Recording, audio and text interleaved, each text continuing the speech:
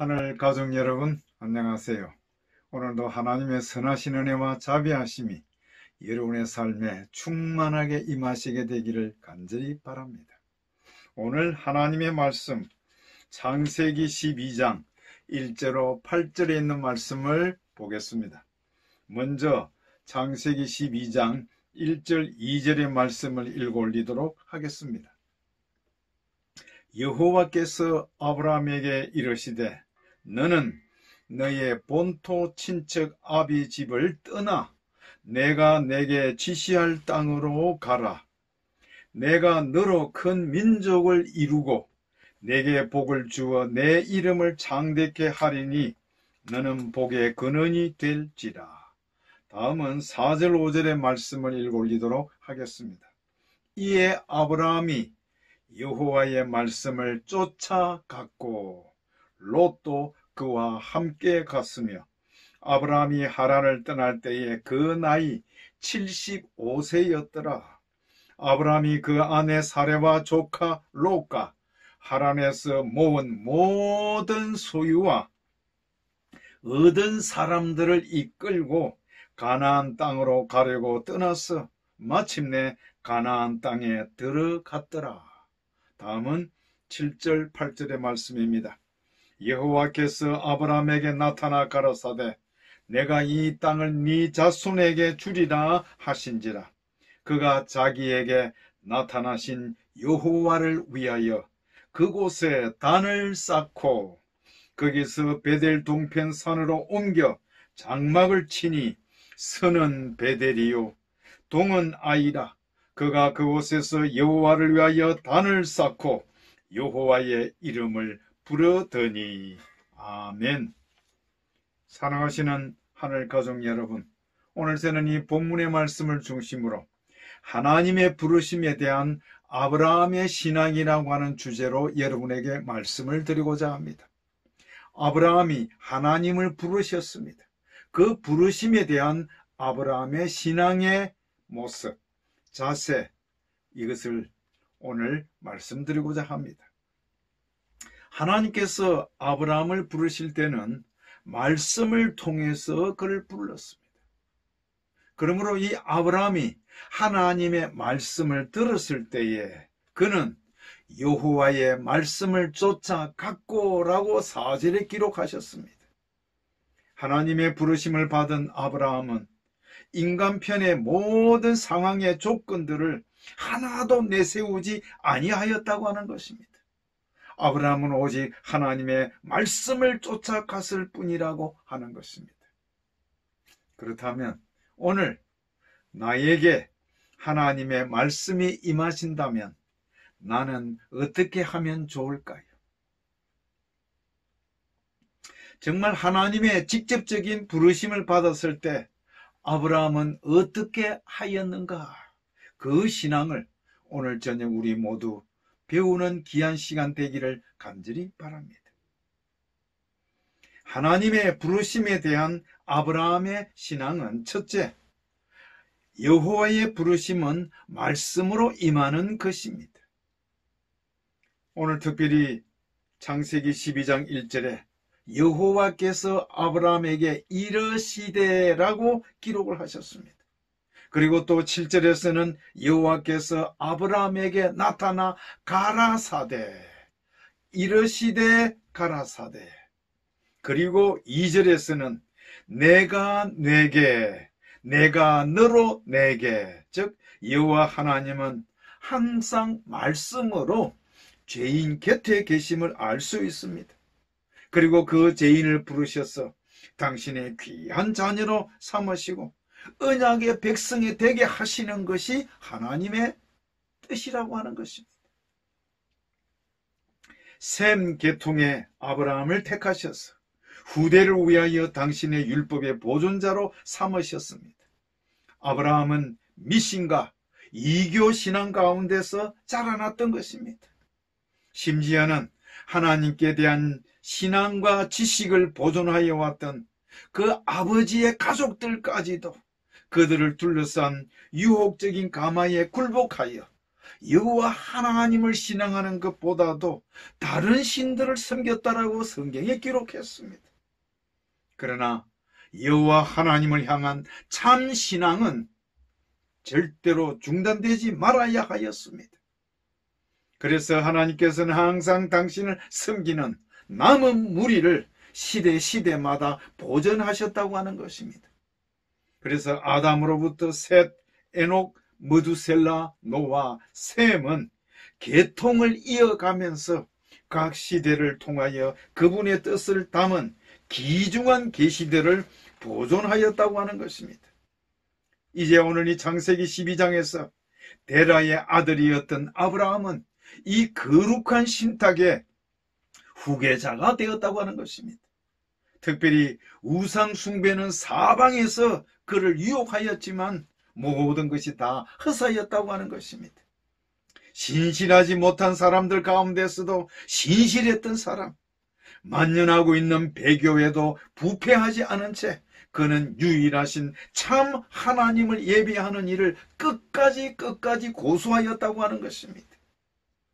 이렇게 하나님의 부르심의 목적은 하나님의 기별이 아브라함에 이르러 왔을 때 하나님께서 그로 거룩한 신탁의 보존자로서 그의 위대한 사업을 위하여 합당한 자격을 갖추게 하실 수 있도록 아브라함은 그의 초기의 생애에서 교제하던 것들로부터 분리되어야만 했다고 하는 것입니다.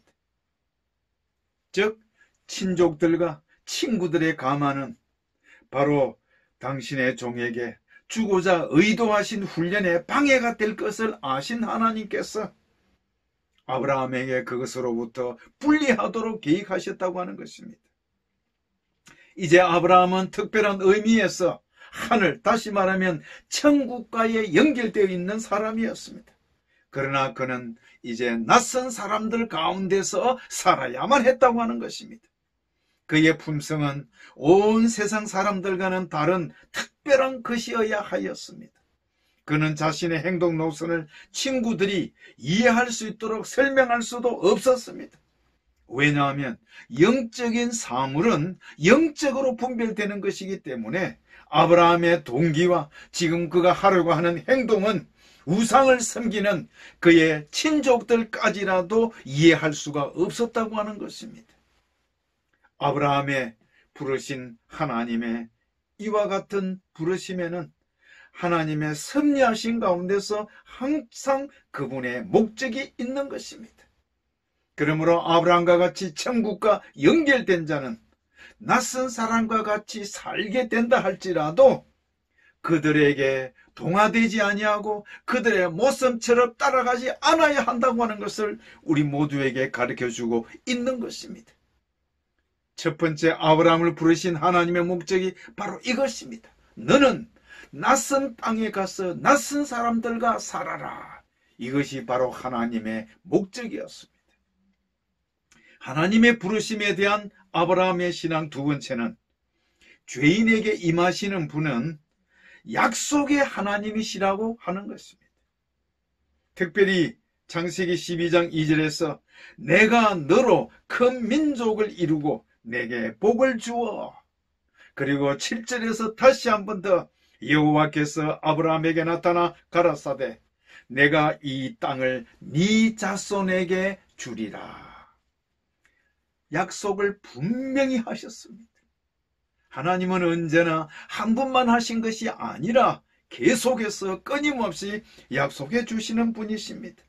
그러므로 하나님께서는 죄인에게 임하시면서 처음부터 약속으로 함께 하시는 하나님이심을 밝히 보이셨음을 우리 모두에게 가르치고 있는 것입니다. 그래서 하나님께서는 아브라함에게 약속을 주셨지 한 걸음 한 걸음 설명하면서 인도하지 않으셨다고 하는 것입니다. 다시 말씀드리면 아브라함이 가야 할 그 모든 길은 하나님께서 처음부터 약속을 하셨다고 하는 것입니다. 이 길은 가고 또 100m 후에는 또 10리 후에는 설명하시는 분이 하나님이 아니시라 처음부터 끝까지 내가 너와 함께 하겠다고 하는 약속으로 하시는 분이 우리 하나님의 모습인 것입니다.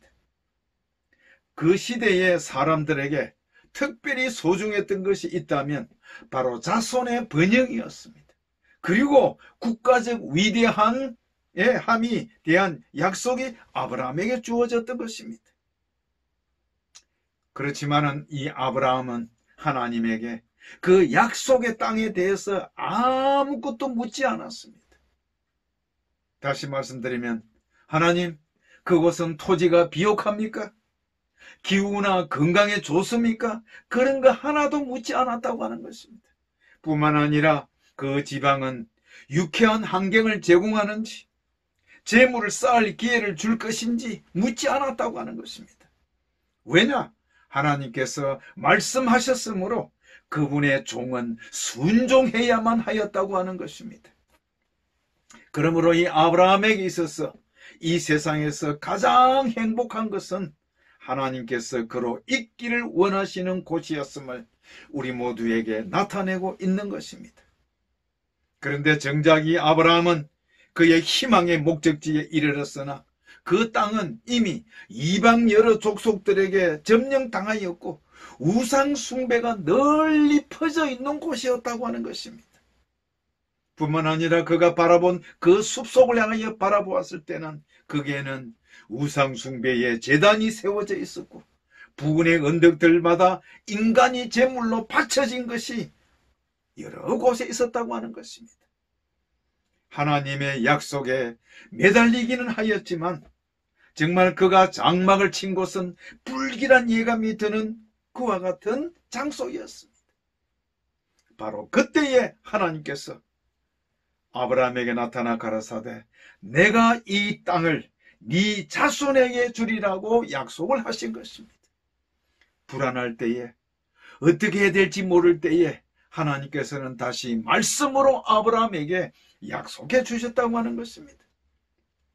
그러므로 하나님의 임재가 그와 함께하며 그가 악인의 손에 맡겨지지 않았다는 보증으로 그의 믿음은 더욱 굳게 서게 되었다고 하는 것입니다. 그러므로 참된 신앙의 길은 하나님만을 의지하는 길임을 우리 모두에게 가르치고 있는 것입니다. 즉 손해를 줄여보려고 그 낯선 땅에서 인간적인 방법을 동원하는 것이 아님을 가르치는 것입니다. 비록 아브라함이 도착한 땅이 우상 숭배의 땅, 정말 부패한 환경이라 할지라도 자신의 수단이나 방법이 아닌 오직 하나님만을 의지하도록 하시는 것이 하나님의 뜻이었다고 하는 것입니다. 정말 하나님께서는 당신 자신을 바로 계시하시기 위하여 사람을 선택하실 때 정말 이 인간의 어떤 감화와 도움에서 벗어나게 하시는 것입니다. 그래서 오직 하나님의 도우심과 필요를 느끼도록, 그래서 하나님만을 전적으로 의지하도록 인도하시는 것이 하나님의 뜻인 것입니다. 오늘 우리 모든 하늘 가족 여러분들이 여러분들의 믿음의 근원이 하나님의 약속의 말씀에 근거하시게 되기를 간절히 바랍니다.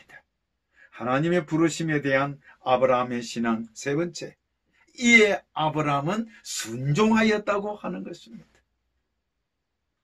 즉 말씀으로 임하시고 말씀으로 부르실 때에 아브라함은 전적으로 순종했다라고 하는 것입니다.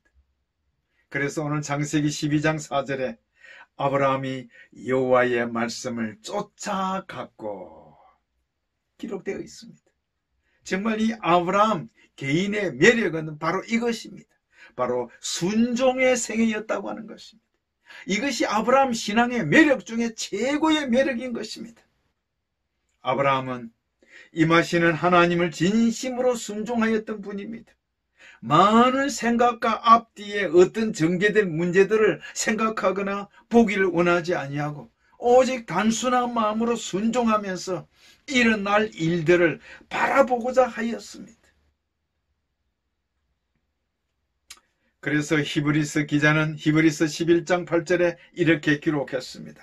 믿음으로 아브라함은 부르심을 받았을 때에 순종하여 장래 기업으로 받을 땅에 나아갈새 갈 바를 알지 못하고 나갔으며, 얼마나 놀라운 말씀입니까?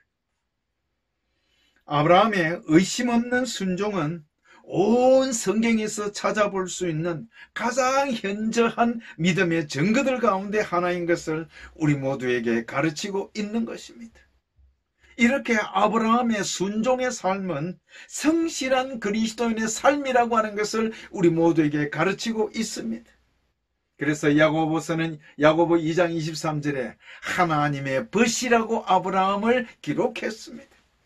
정말 하나님의 벗 아브라함은 우리에게 훌륭한 모본을 남겨주었습니다. 그 훌륭한 모본이란 바로 뭐냐? 이에 순종하였다 하는 것입니다. 그의 생애는 정말 기도의 생애였습니다. 그는 장막을 치는 곳마다 그 근처에 제단을 세웠고 장막에 유하던 모든 사람들을 불러서 아침과 저녁으로 희생 제물을 드렸습니다. 다시 말하면 오늘날처럼 아침과 저녁에 예배를 드렸다고 하는 것입니다. 그리고 아브라함은 그의 장막이 옮겨갈 때마다 제단도 같이 쌓았다고 하는 것입니다.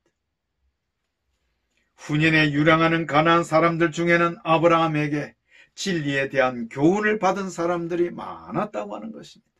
그 가운데 특별한 것들은 그들이 길을 가다가 그 제단이 남아있는 것을 보고는 바로 이 제단은 바로 아브라함이 쌓은 제단이다 라고 인정할 만큼 아브라함의 신앙은 굳건했음을 우리 모두에게 가르치고 있는 것입니다. 그러므로 아브라함은 첫째 장막을 쳤고 그 다음에는 제단을 쌓았고 하나님께 예배를 드렸다고 하는 것입니다. 그리고 장막을 옮겨갔지만은 제단은 그대로 두고 가서 다른 사람들을 위한 모습을 나타냈다고 하는 것입니다. 즉각 순종하며 도착한 가나안 땅은 아브라함에게 곧바로 시험이 닥치게 되었습니다. 그가 시험을 당한 이유는 바로 무엇일까요? 그가 가나안 땅에 도착하고 보니 하늘은 비를 내리지 않았고 시냇물은 골짜기에서 흐르기를 그쳤고 들의 풀들은 다 시들어 있었습니다. 양떼들과 가축들은 목초를 얻지 못하였고 기근은 온 장막을 위협하였습니다. 그때 아브라함은 하나님의 섭리의 인도를 의심하지 않았을까? 오늘 우리는 생각해 볼 수 있을 것입니다. 그는 갈대야 평야의 풍요로운 사모하는 마음으로 돌아보지 않았을까? 다시 말씀드리면 자기의 고향 땅은 얼마나 풍요로운지 모릅니다. 어쩌면 내가 왜 그 풍요로운 땅을 버리고 이곳에 왔을까 생각할 수도 있었을 것입니다.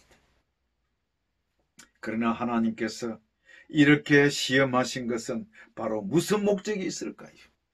주님께서 정말 당신의 섭리로 아브라함에게 이 시련을 주신 것은 바로 그에게 순종과 인내와 믿음의 교훈, 곧 나중에 고난을 참도록 부르심을 받을 모든 사람들의 유익을 위하여 기록에 남겨야 할 교훈을 가르치고자 함이었던 것이며, 하나님께서는 당신의 자녀들을 그들이 알지 못하는 길로 때로는 인도하십니다. 그러나 당신을 신뢰하는 자들을 잊어버리거나 내버리지 않으신다고 하는 것을 오늘 우리 모두에게 가르치기 위함이라고 하는 것입니다.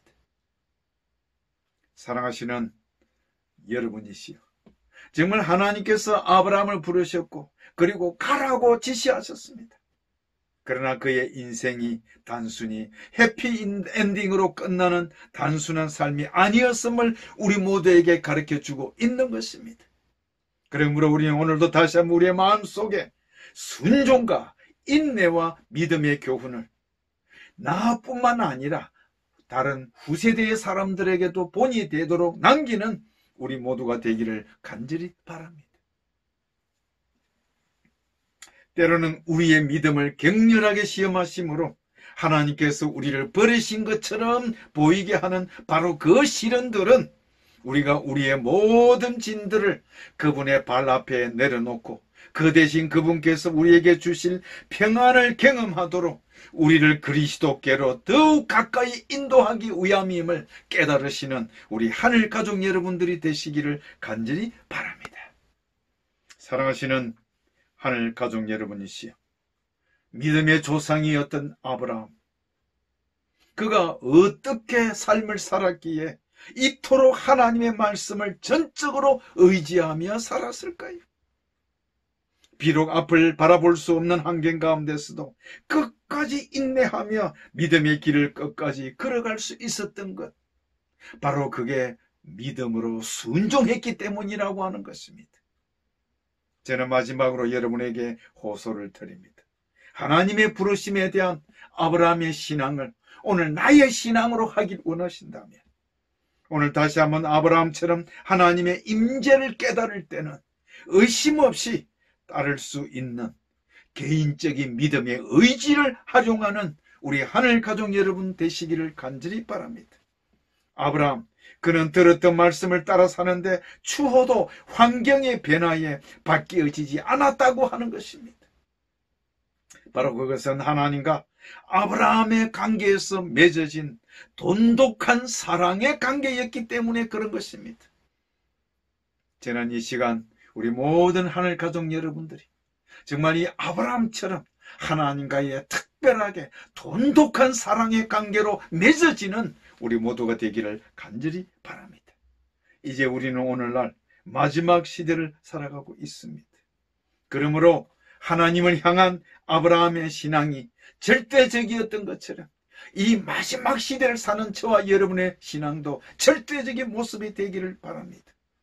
그러므로 하나님께 대한 절대적인 신뢰와 절대적인 헌신과 절대적인 순종으로 일관되게 우리의 일생을 나타내 보이는 하늘 가족 여러분들 되시기를 바랍니다. 오늘 우리들의 신앙의 근본도 아브라함처럼 말씀을 언제나 묵상하면서 하나님의 음성을 듣기에 지체하지 않는 자세와 항상 천국과 연결된 삶을 살아가는 우리 하늘 가족 여러분 모두가 되기를 간절히 바랍니다. 하나님의 벗 아브라함, 바로 이렇게 하나님의 벗이었던 아브라함의 신앙을 정말 사랑하고 극기와 인내로 하나님의 뜻을 따르시고 하나님의 영광을 드러내는 적극적인 재림신자가 되기를 소망합니다. 그래서 항상 하나님과 동행하는 하늘 가족 거룩한 백성으로 살아가시는 여러분 모두가 되시기를 바라면서 오늘 말씀을 마치겠습니다. 감사합니다.